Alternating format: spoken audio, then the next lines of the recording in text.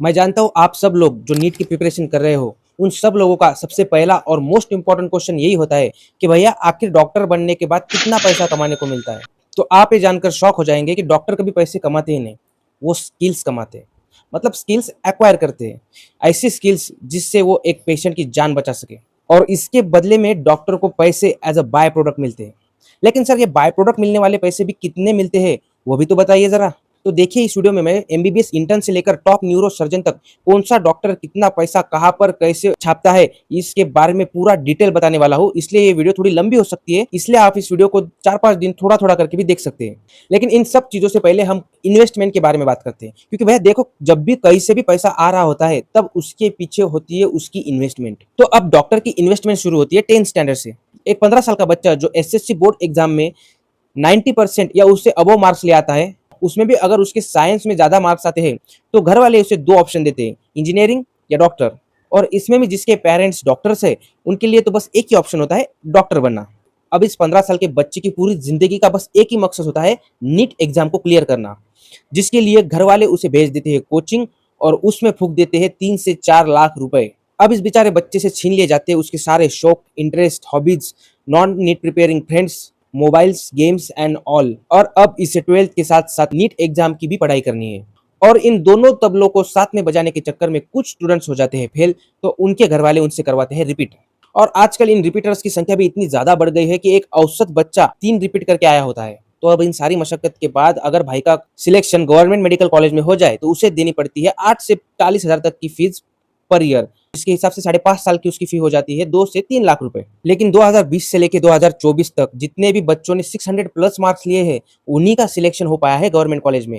तो अब क्या 550 से 600 मार्क्स लेने वाले बच्चे नालायक हैं, या फिर उनमें डॉक्टर बनने की कोई एबिलिटी नहीं है? तो भैया ऐसा बिल्कुल भी नहीं है। यही बच्चे डॉक्टर बनने के लिए क्वालिफाई है अगर गवर्नमेंट के पास सीटें ज्यादा अमाउंट में हो तो। इसलिए ये बच्चे या तो नीट रिपीट कर लेते हैं, या फिर से इनके माँ बाप अपनी जिंदगी भर की सारी कमाई प्राइवेट कॉलेजेस में फूंक देते हैं ताकि अपना बच्चा डॉक्टर बन सके। अब यहाँ ना तो बच्चे की गलती है ना उनके माँ बाप की, लेकिन ये बच्चा जो प्राइवेट कॉलेज में जा रहा है, वो शुरू के स्टार्टिंग से ही कर्जे का टोकरा लेकर अपने सर पर चल रहा है, जिसके कारण ये इन 5 सालों में भी खुलकर नहीं जी पाएगा।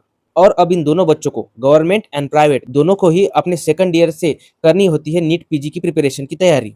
जिसके कारण जहां बाकी के बच्चे हैंगआउट्स, पार्टीज, ट्रैवलिंग, ये सब के मजे ले रहे होते हैं, ये बच्चे अपनी पढ़ाई में लगे पड़े रहते हैं ताकि इनका अगला फ्यूचर अगेन सिक्योर कर सके। यहाँ मैं स्पेशली उन मिडिल क्लास बच्चों के बारे में बात कर रहा हूँ जो अपने 5.5 साल पढ़ाई में फूंक देते हैं, ना कि उन अदर बच्चों की तरह जो अपने पूरे 5.5 साल नशे में फूंक देते हैं। क्योंकि असली स्ट्रगल ये मिडिल क्लास वाले बच्चे ही कर रहे हैं, और इन्हीं की लाइफ के आज लगे पड़े हैं। तो अब सबसे पहले 4.5 साल की पढ़ाई के बाद इन बच्चों को अपनी इंटर्नशिप में 15,000 से 22,000 तक का स्टाइपेंड मिलता है एज अ सैलरी। और इसमें भी कुछ प्राइवेट कॉलेजेस ऐसे होते हैं जो बिल्कुल भी स्टाइपेंड देते नहीं।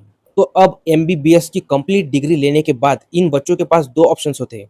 पहला, या तो घर पर बैठकर अगेन माँ बाप के पैसों पर नीट पीजी की प्रिपरेशन करे, या फिर जहां बाकी नॉन मेडिकल बच्चे स्टार्टिंग की कमाई चालू कर चुके होते हैं, ये अगेन उसी रास्ते पर आ खड़े होते हैं। और दूसरा ऑप्शन होता है किसी भी गवर्नमेंट या मेडिकल कॉलेज में जाकर एज अ एमओ बनकर, मेडिकल ऑफिसर बनकर आपको ड्यूटी करनी होती है, और उसके साथ आपको नीट पीजी की प्रिपरेशन करनी होती है। और यही सबसे टफ चीज होती है, जहां इन बच्चों को 50 से 80 हजार तक की मंथली सैलरी मिलती है। वो भी अलग अलग स्टेट्स और प्राइवेट हॉस्पिटल्स पे वेरी करती है। एक थर्ड चॉइस भी होती है यूपीएससी सीएमएस एग्जाम, जिसको क्रैक करने के बाद आपको सेंट्रल गवर्नमेंट में मेडिकल ऑफिसर के तौर पर सर्विस करने को मिलता है, जिसका मंथली पे होता है 1,25,000 रुपीज। कुछ स्टूडेंट्स इस रास्ते पर भी चल पड़ते हैं as a secure government job, लेकिन आजकल इसमें भी कंपटीशन बढ़ रहा है। और अगर आप अभी नीट एस्पायरेंट हो, तो आपके टाइम तक तो ये कंपटीशन और बढ़ जाएगा, और ये एग्जाम काफी ज्यादा टफ हो चुकी होगी, क्योंकि भैया मेडिकोज को अब जॉब भी नहीं मिल रहे हैं। अब समझो, अगर आपने 1-2 साल नीट पीजी की प्रिपरेशन करके एग्जाम क्रैक भी कर लिया, तो गवर्नमेंट कॉलेजेस की सीटें अगेन कम होती है। उसमें भी clinical branches like MD medicine, dermat, radiology, MS gynaecologist, general surgery, orthopaedics, इन सब ब्रांचेस की डिमांड और ज्यादा होती है, जिसके लिए अगेन और ज्यादा कंपटीशन होता है। तो अब अगर आपको एमडी मेडिसिन गवर्नमेंट कॉलेज से करनी है, तो आपको ऑल इंडिया रैंक 3,500 के अंदर लाना होगा। और अगर उसमें भी आपको रेडियो या डर्मेटोलॉजी करना है, तो उसका रैंक 2,500 के बीच में लाना होगा। और अगर आप ये सब नहीं कर सकते, आपके घर वालों के पास पैसा है, तो भैया अगेन इसमें प्राइवेट की चॉइस आती है, जहाँ 3 साल की फीस पड़ती है 70 लाख से लेकर 3 करोड़ के आसपास। ये इससे भी ज़्यादा हो सकती है, ये स्टेट टू स्टेट और कॉलेजेस के ऊपर डिपेंड करती है। अब अपनी ज़िंदगी के इतने साल और पैसे फूँक देने के बाद आपको एमडी, एमएस कंप्लीट करने के बाद करनी होती है सीनियर रेसिडेंसी मतलब एसआरशिप, जिसमें अगेन आपको सवा लाख से लेकर 2.5 लाख तक की पेमेंट मिलती है। 2.5 लाख रेडियोलॉजिस्ट को मिलती है, सवा लाख से लेकर 1.5 लाख तक बाकी ब्रांचेस को मिल जाती है। ये भी अगेन स्टेट टू स्टेट और हॉस्पिटल्स पर डिपेंड करती है। अब इसमें भी कुछ students non clinical branches like anatomy, physiology, biochem, pharmac, micro इन जैसी ब्रांचेस में पीजी कर लेते हैं, जिसके बाद इन्हें एज अ प्रोफेसर और as a health care worker job मिलता है। भी अगर इन्हें गवर्नमेंट में जॉब मिल जाए तो इनकी लाइफ सेट हो जाती है, वरना अगर प्राइवेट में फिर से इन्हें काम करना पड़े तो अगेन प्रॉब्लम होते हैं। और इसमें भी इनको पेमेंट 1.25 लाख से लेकर 2 लाख तक की होती है। और ये भी आपके एक्सपीरियंस के साथ साथ बढ़ती जाएगी एज अ जब आप असिस्टेंट प्रोफेसर, एसोसिएट प्रोफेसर और एचओडी लेवल तक जब आप जाओगे तब। अब इनमें भी जिन लोगों ने MD medicine, AMS general surgery कर रखी है, उन्हें अगेन देनी होती है नीट एसएस मतलब नीट सुपर स्पेशलिटी के एग्जाम, जिसे क्रैक करने के बाद आपको अगेन 3 साल देने पड़ते हैं एज अ डीएम और एमसीएच, जिसके बाद आप डीएम न्यूरोलॉजी, डीएम कार्डियोलॉजी बनते हैं, एमसीएच न्यूरोलॉजी, एमसीएच कार्डियोलॉजी बनते हैं। यहाँ पे एमसीएच का मतलब आप उस फील्ड के सर्जन बनोगे और डीएम का मतलब आप उस फील्ड के सुपर स्पेशलिस्ट फिजिशियन बनोगे। अब इसमें भी अगर आपका गवर्नमेंट कॉलेज में नंबर लग जाए तो आपको वहां पर 1.5 लाख से ज्यादा का स्टाइपेंड मिल जाता है। लेकिन अगर आप इसमें भी प्राइवेट कर लेते हो तो अगेन आपको करोड़ों रुपए फूंक देने पड़ते हैं, उसके बाद भी आपको स्टाइपेंड कुछ कम ही मिलता है। तो अब इन सब चीजों में आपके 2 डिकेड्स चले जाते हैं, मतलब 20 साल।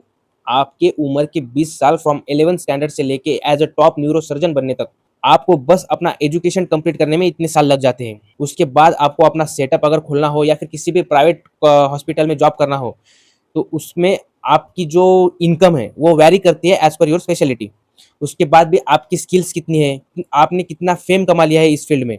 मतलब ऐसा होता है कि कुछ डॉक्टर्स का नाम इतना बड़ा हो जाता है कि लोगों को बस उन्हीं डॉक्टर के पास से अपनी सर्जरी करवानी होती है, या फिर कुछ ऐसी सर्जरीज होती है जो कुछ खास डॉक्टर्स ही कर पाते हैं, जिसके बाद आप मंथली आराम से 2 करोड़ तक का भी इनकम जनरेट कर सकते हो। लेकिन वहां तक पहुंचने के लिए आपको इतनी सारी मशक्कत करनी पड़ेगी।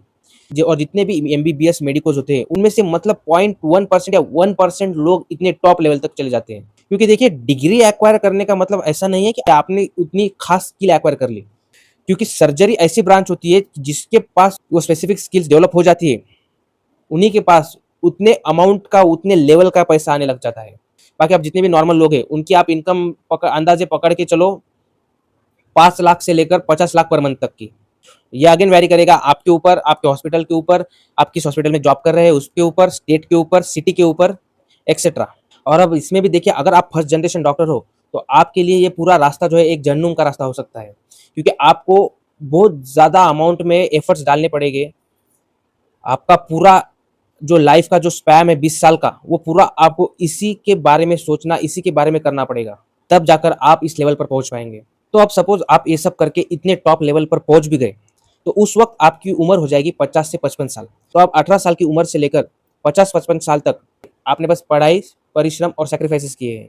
कोई एंजॉयमेंट नहीं, no family time, no functions, no travelling, no exploration, ना कोई हॉबी फॉलो करना, no football, no cricket, no any video games, कुछ भी नहीं, बस 24/7 हॉस्पिटल वर्क। तो अब आपके पास बहुत ज़्यादा अमाउंट में पैसा है, काफ़ी ज़्यादा टाइम भी है, फाइनेंशियली स्टेबल हो चुके हैं आप, मगर अब आपकी बॉडी जवाब दे चुकी है। एक एग्जांपल देके बताता हूँ। ये बंदा सलमान खान, इसने 20 साल की उम्र से एक्सरसाइज की है और जैसे ही अपने 50 साल की उम्र हिट की उसके बाद से लेकर 60 साल की उम्र तक अब तक इसने लगातार फ्लॉप फिल्में दी है। पता है ऐसा क्यों? क्योंकि 50 साल की उम्र के बाद इसके अंदर एक्सप्रेशन, वो एक्टिंग, वो एनर्जी लेवल, वो सब कुछ खत्म हो चुका है, जिसके कारण एक प्रॉपर एक्टिंग नहीं हो पा रही है। और एक एग्जांपल देता हूँ, अक्षय कुमार, ये सलमान खान से 10 गुना ज्यादा फिट है, 20 गुना ज्यादा अपनी सेहत को लेकर डिसिप्लिन है, लेकिन इनका भी सेम हाल है। वो अलग बात है कि ये आज भी हेलीकॉप्टर पर चढ़ जाते हैं, इनके डिसिप्लिन, रेगुलर एक्सरसाइज, रेगुलर अपने अपने मार्शल आर्ट्स के प्रति प्रेम के कारण। लेकिन सोचो अगर इनके पास इतना सारा पैसा है, टॉप लेवल डाइटिशियंस है, टॉप लेवल ट्रेनर्स है, इंडिया के सबसे बड़े और अच्छे जिम्स है, लेकिन इन सब के बावजूद भी 50-60 की उम्र में इनका ये हाल है। और अब आप लोग अगर 50-60 साल की उम्र तक ये सब पढ़ाई करोगे, पूरा स्ट्रेसफुल लाइफ जियोगे, तो आपकी बॉडी का हाल क्या हो चुका होगा। ना तो आपके पास इतने महंगे डाइटिशियंस है, ना इतने महंगे इक्विपमेंट्स, और ना ही कोई टाइम कि आप अपनी हेल्थ को, अपनी बॉडी को एक्सरसाइज के लिए दे पाओ। तो अब आपकी इतने पैसों का क्या फ़ायदा अगर आप कुछ करने के काबिल ना बचो।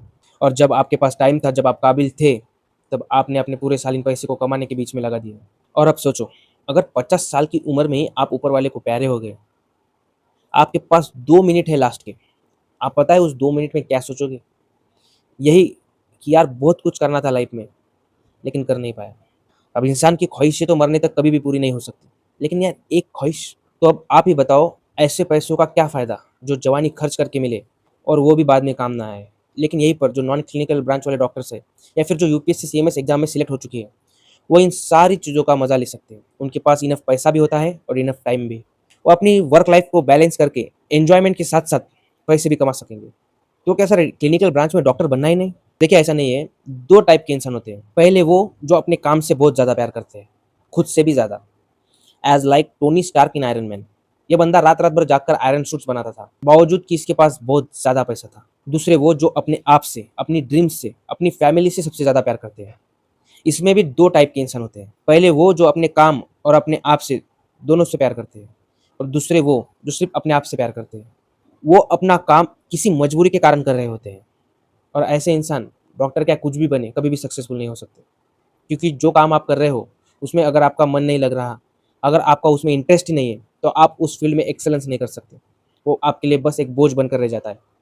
अब आयरन मैन वाली कैटेगरी में आते हैं sir doctor APJ Abdul Kalam sir, जिन्होंने नासा का ऑफर ठुकरा कर इंडिया को as a super nuclear power बनाना ज़्यादा इंपॉर्टेंट समझा।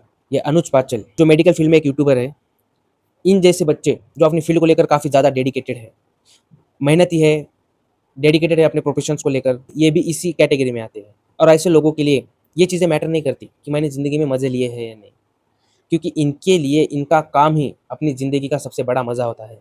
और ऐसे ही लोग रात दिन अपना काम करके खुश रह सकते हैं, because they love their work, they love what they do. और ऐसे ही बच्चे आगे जाकर न्यूरो तक का सफ़र तय कर पाते हैं। अब सेकंड कैटेगरी में जो मैंने पहले कैटेगरी के लोग बताए हैं, ये लोग अपने काम के साथ-साथ अपनी लाइफ़ को भी प्यार करते हैं। तो ऐसे लोग एक टाइम पर, एक समय पर आकर स्टॉप या क्विट कर लेते हैं या फिर गवर्नमेंट जॉब्स में सैटिस्फाई हो जाते हैं एज़ अ सिक्योर जॉब करके। और ये करके इनके पास इनफ मनी और इनफ टाइम दोनों नहीं होता है। आशा है कि आप लोग ये जान गए होंगे कि आपके लिए क्या इम्पोर्टेंट है, पैसा या आपकी लाइफ़। और इन सब चीज़ों को जानने के बाद ही आप अपनी लाइफ़ का डिसीज़न लीजिए और उसी हिसाब से मेहनत कीजिए। So like, share and subscribe. Stay strong, stay healthy.